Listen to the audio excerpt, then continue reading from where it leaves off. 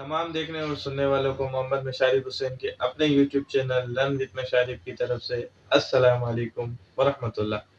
امید ہے آپ تمام لوگ خیر و عافیت سے ہوں گے۔ جیسا کہ آپ کو معلوم ہے کہ قربانی کا مہینہ ہے اور قربانی سے ریلیٹڈ میں ویڈیو بنا رہا ہوں روزانہ کی بنیاد پر، تاکہ آپ کو قربانی کے معاملات، مسائل، فضائل، احکام سے واقفیت ہو سکے۔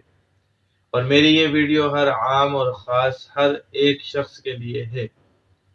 بحیثیت مسلمان ہماری بھی یہ ذمہ داری بنتی ہے کہ ہم چاہے پڑھے لکھے ہوں یا نہ ہوں، اتنا علم تو ہمارے پاس ہو کہ ہم حلال اور حرام میں تمیز کر سکیں۔ اور اسی طرح جس مہینے میں جو احکام اللہ تبارک و تعالیٰ نے کرنے کا ہمیں حکم دیا ہے، اللہ رب العزت کے بندے ہونے کے، ہمیں ان کا جاننا بہت ضروری ہے۔ تو جیسا کہ آپ کو معلوم ہے کہ قربانی کا مہینہ چل رہا ہے، لوگ قربانی کے جانور لا رہے ہیں۔ تو آج کی یہ ویڈیو ایسے ان لوگوں کے لیے ہے جو قربانی کے اوپر طرح طرح کے اعتراضات کرتے ہیں۔ جیسے بعض لوگ کہتے ہیں کہ قربانی جو ہے وہ فضول خرچی ہے، قربانی جو ہے وہ فضول خرچی ہے اور اس سے بچا جائے۔ ہمارا دین اسلام جو ہے وہ ہمیشہ ہمیں ایسی چیز کا حکم دیتا ہے جس میں سب کے لیے فائدہ ہو۔ اور دوسرا یہ کہ ہمارے لیے جب یہ حکم آ گیا کہ ہمیں قربانی کرنی ہے تو ہمیں قربانی کرنی ہے، سر تسلیم خم ہونا ہے، اطاعت کرنی ہے۔ تو قرآن مجید میں بھی اللہ نے فرمایا وَالْبُدْنَ جَعَلْنَا لَكُم مِّن شَعَائِرِ اللَّهِ، کہ ہم نے جو ہے وہ تمہارے لیے اسلام کا شعار بنا دیا، شاعر اسلام میں سے ہو گیا قربانی کو کرنا۔ اب قربانی کرنی ہی کرنی ہے۔ اب جو لوگ کہتے ہیں کہ قربانی فضول خرچی ہے، تو ان لوگوں کے لیے یہ ویڈیو ہے جس میں یہ جواب ہے کہ بھئی قربانی کسی صورت فضول خرچی نہیں ہو سکتی۔ قربانی جو ہے بلکہ ملک کی معیشت کے اندر ایک اہم کردار ادا کرتی ہے اور غریب طبقے کے لیے بھی ایک اہم کردار ادا کرتی ہے۔ جیسے مثال کے طور پہ کہ قربانی کا جانور جو ہے وہ مویشی پالتے ہیں، صحیح اس کو بڑا کرتے ہیں، محنت کرتے ہیں، پھر اس کو منڈی تک لاتے ہیں، تو ان کو پھر ان کی جو محنت ہے اس کا صلہ ملتا ہے۔ تو سب سے پہلے تو ابتدا سے اگر ہم آ جائیں، جانور پالنے والوں کی کمائی ہوتی ہے پورے سال میں ایک دفعہ، اور وہ پورے سال کا خرچہ بن جاتا ہے۔ اسی طرح جو لوگ خریدنے جا رہے ہیں وہ پھر وہاں پر سوزوکی کرائے پہ لینا ہے، اسی طرح بڑی بڑے ٹرکوں کو کرائے پہ لینا ہے، اور پھر وہ اسی طرح ڈرائیورز وغیرہ جو ٹرک مالکان ہیں، ٹرانسپورٹ جو ہے ان کی آمدنی ہوتی ہے۔ اسی طرح جب آپ جانور لے کر آ جاتے ہیں تو آپ جانور رکھنے والوں کو کرایہ دیتے ہیں اور جانور پالنے والوں کو 10-12 دن کی کھلائی پلائی کا معاوضہ دیتے ہیں، تو ان کا بھی پہیہ چلتا ہے، پیٹ ان کا بھرتا ہے اس طریقے سے۔ اور اسی طرح جب آپ قربانی بقرعید کا انتظار کرتے ہیں، بقرعید کا دن آتا ہے تو اس سے پہلے آپ قصائی کا انتظام کرتے ہیں، تو قصائی بھی اچھی خاصی رقم وصول کرتے ہیں اور وہ بھی اپنے 2-3 دنوں میں اچھے خاصے پیسے کما لیتے ہیں۔ تو یہ بھی غریب کا چولہا جلنے کا ایک سبب ہے۔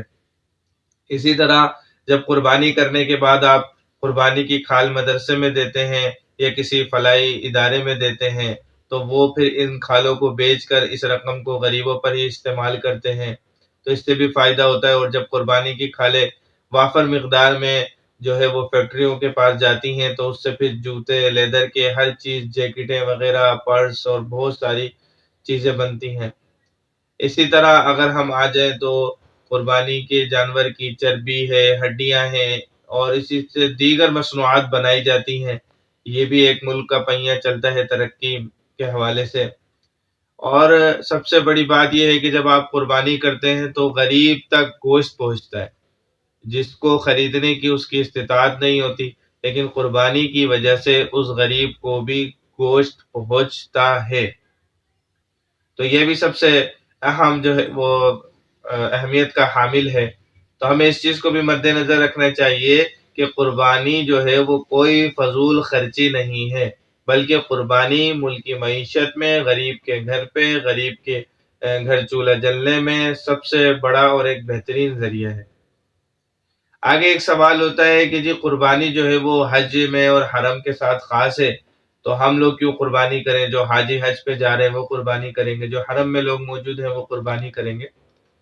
تو اس کا جواب یہ ہے کہ جی قربانی جو ہے وہ حج اور حرم کے ساتھ خاص نہیں ہے، بلکہ تمام مسلمانوں کے لیے ہے۔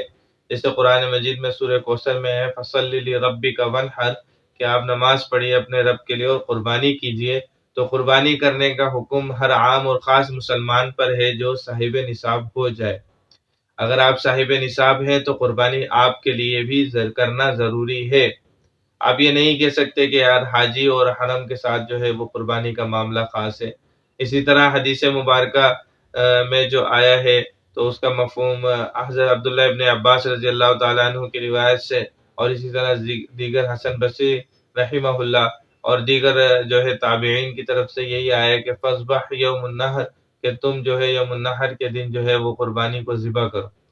تو قربانی ہر عام اور خاص کے لیے ہے، یہ ضروری ہے قربانی کرنا۔ اگر ہم صاحب نصاب ہیں اور قربانی ہم پر واجب ہے تو واجب ادا کرنا ضروری ہے، جیسے کہ ہم نے حدیث میں پڑھا کہ حدیث مبارکہ کا مفہوم ہے کہ قربانی والے دن قربانی کرنے سے افضل کوئی عمل نہیں، اور اسی طرح قربانی کے لیے جانور خریدنے پر خرچ کرنے سے افضل کوئی عمل نہیں قربانی کے ایام میں۔ اسی طرح ہم اگر دوسری طرف آ جائیں تو دوسری بات یہ ہے کہ آپ علیہ السلام 10 سال مدینہ منورہ میں رہے اور ہر سال قربانی کا اہتمام کیا۔ آپ علیہ السلام سے اونٹ، بھیڑ اور بکری جو ہے وہ ذبح کرنا، اس کی قربانی کرنا ثابت ہے۔ اسی طرح حضرت علی رضی اللہ تعالیٰ عنہ ہر سال 2 جانور ذبح کیا کرتے تھے، ایک جانور اپنے نام کا اور ایک جانور جو ہے آپ علیہ السلام کے نام کا۔ تو اسی طرح کی دیگر احادیث مبارکہ اور واقعات سے ہمیں یہ معلوم ہوتا ہے کہ قربانی جو ہے وہ ہر عام اور خاص مسلمان جب وہ صاحب نصاب ہو جائے، یعنی جب اس پر قربانی واجب ہو جائے تو قربانی کرنا ضروری ہے۔ یہ حاجی اور حرم کے لیے خاص نہیں ہے۔ سوال ہمارے ذہنوں میں یہ بٹھایا جاتا ہے کہ جی قربانی کرنا جو ہے وہ جانور کے ساتھ جو ہے وہ بے رحمی کا معاملہ ہے، کہ آپ جو ہے جانور پر رحم نہیں کھاتے اور بس اس کو ذبح کر دیتے ہیں۔ تو میرے دوستو اس کو بھی مد نظر رکھو کہ صرف اور صرف یہ ہماری ذہن سازی اور ہمارے ذہن میں ایک مائنڈ سیٹ کریٹ کیا جا رہا ہے کہ ہم اللہ رب العزت کو اور ان کے حکم کو ایک طرف رکھیں اور اپنی عقل کے گھوڑوں کو دوڑا کر اس پر چلنے کی کوشش کریں۔ یہ صرف اور صرف ہمیں اللہ کی نافرمانی پر مائل کرنے کے لیے کیا جا رہا ہے۔ ہمیں اپنا ذہن اس طرف نہیں ڈالنا۔ کیونکہ ہم جانور پر کوئی بے رحمی نہیں کر رہے، ٹھیک ہے نا، کوئی ایسا معاملہ نہیں کر رہے کہ جو ہم اس میں گناہ گار ہو رہے ہیں، بلکہ اللہ رب العزت تو ارحم الراحمین ہے، کہ کائنات کے اندر سب سے زیادہ رحم کرنے والی ذات اللہ رب العزت کی ہے۔ تب اللہ رب العزت فرما رہے فَصَلِّ لِرَبِّكَ وَانْحَرْ، کہ تم قربانی کرو۔ اللہ رب العزت قربانی کا حکم دے رہے ہیں۔ تو میرے دوستو اس کو مد نظر رکھو کہ اللہ رب العزت خود رحم کرنے والی ذات ہے، اور وہ جب خود قربانی کا حکم ہمیں دے رہے ہیں تو ہمیں کیا حق بنتا ہے کہ ہم اللہ رب العزت کی اس صفت کو اپنے اندر اپنائیں اور قربانی نہ کریں۔ کہ قربانی نہ کرنا یہ 100% اللہ کی نافرمانی تو ہو سکتا ہے، لیکن جانوروں پر رحم کھانا نہیں ہو سکتا، کیونکہ اللہ رب العزت نے خود فرمایا کہ بھئی آپ قربانی کرو، اور وہ سب سے زیادہ افضل اور پسندیدہ عمل ہے قربانی کرنا قربانی کے ایام میں۔ اسی طرح جس طرح ہمیں جانور کے ذبح کرنے کا طریقہ بتایا گیا ہے، اس سے جانور کو تکلیف بہت ہی کم ہوتی ہے۔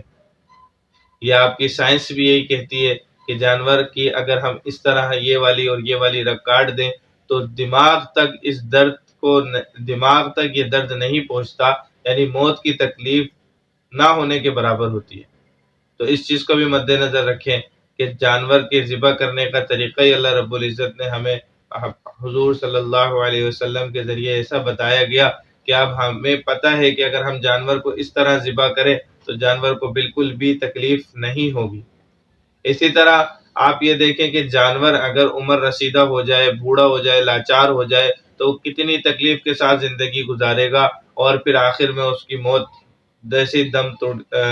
موت ایسے ہی ہو جائے گی، اور بغیر ذبح کیے اس کی موت ہو جائے گی۔ تو یہ کتنا تکلیف دہ لمحہ ہے، جبکہ ہم ایک جانور کو جب وہ حشاش بشاش ہو کے پہنچے تو ہم اس کو اللہ کی راہ میں ذبح کر دیں، اور جو ہے وہ اس کو اس تکلیف سے بھی جو ہے بچا لیں جو تکلیف اس کو آخر میں ملنی ہے۔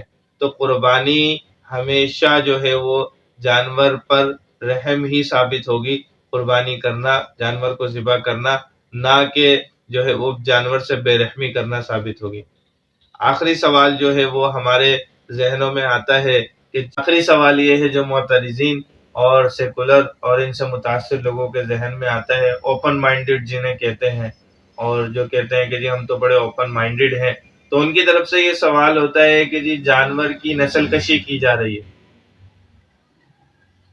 جانوروں کی نسل کشی کی جا رہی ہے قربانی کے نام پر۔ تو میرے دوستوں، میرے پیارے بھائیوں، قربانی کرنے سے جانور کی کوئی نسل کشی نہیں ہو رہی۔ آپ سروے اٹھا کے دیکھیں، کتے اور بلیوں کو ذبح نہیں کیا جاتا، ان کا گوشت نہیں کھایا جاتا، پھر بھی ان کی تعداد بھیڑ، بکری، دمبے، گائیں اور بھینس اور اسی طرح اونٹ، ان سب میں سب سے زیادہ ہے۔ عرب میں اونٹوں کو سواریوں کے لیے استعمال کرنا شروع کیا گیا تو ان کی تعداد میں کمی واقع ہونا شروع ہو گئی۔ بھیڑ، بکری اور گائیں اور بھینس اور اسی طرح اونٹ کو پورے تمام مسلمان جو ہے ہر سال قربانی کے نام پر ذبح کرتے ہیں، اور لاکھوں کروڑوں کی تعداد میں جانور ذبح ہوتا ہے، لیکن جانوروں کی تعداد میں کوئی کمی پیشی نہیں آتی۔ اس کو ذہن میں رکھیں کہ یہ اس کا تعلق، اس کثرت کا بڑھانا اللہ رب العزت کے اختیار میں ہے، اور جب اللہ نے کہہ دیا ہے کہ تم ذبح کرو تو اللہ کے حکم سے، اللہ کے حکم کی تعمیل کرنے سے، تکمیل کرنے سے کبھی بھی ان جانوروں کی نسل کشی نہیں ہوگی اور ان کی تعداد میں کمی واقع نہیں ہوگی۔ اچھا، ویسے آپ دیکھیں تو یہ لوگ جو ہے وہ بڑے ہمارے مسلمانوں کے معاملات کے اندر بڑے جو ہے نا سیکولر بنتے ہیں، اور بڑے جو ہے وہ کمیونٹی اور اسی طرح دیگر چیزوں کی باتیں کرتے ہیں، جبکہ خود اس فارم میں ان لوگوں کو جب گوشت چاہیے ہوتا ہے، اسی طرح بڑے بڑے ریسٹورینٹس وغیرہ کے لیے جب ان لوگوں کو گوشت چاہیے ہوتا ہے تو ہر ایک جانور ذبح ہوتا ہے، اور ہر ایک جانور کو یہ اس کا گوشت جو ہے وہ بھیجتے ہیں، تو تب ان کو ان کی نسل کشی کا خیال نہیں آتا۔ لیکن قربانی کے معاملے میں ہی، قربانی کے موقع پر ہی، قربانی کے ایام آتے ہی ایسے لوگوں کی زبانیں جو ہے وہ بے لگام ہو جاتی ہیں، اور جو من میں آتا ہے سامنے والے کے ذہن پر مارنے کے لیے کہہ دیا جاتا ہے۔ میرے دوستو، اس چیز کا خیال رکھیے کہ یہ صرف اور صرف اللہ کی رضا کے لیے ہم قربانی کر رہے ہیں، جس کا حکم بھی اللہ نے ہی ہمیں دیا ہے، اور بحیثیت مسلمان ہمیں اللہ تبارک و تعالیٰ کے حکم کی تعمیل اور تکمیل کرنی ہی کرنی ہے۔ تو انشاءاللہ اس ویڈیو کو سننے کے بعد بہت سے سوالات میں آپ کو دلی تسلی ہوئی ہوگی جوابات سن کر۔ ہمیں دوسروں کے کہنوں پہ نہیں جانا، بلکہ ہمیں حضور صلی اللہ علیہ وسلم کا طریقہ، اللہ رب العزت کا حکم، ان چیزوں کو مد نظر رکھنا ہے، ان باتوں کو مد نظر رکھنا ہے، اور ان کو کرنا ضروری سمجھنا ہے۔ اسی اپنے پن کے ساتھ اپنا خیال رکھیے گا۔ انشاءاللہ کل ایک اور ویڈیو میں آپ کے ساتھ، آپ کے سامنے حاضر ہوں گا انشاءاللہ۔ تب تک کے لیے السلام علیکم ورحمۃ اللہ۔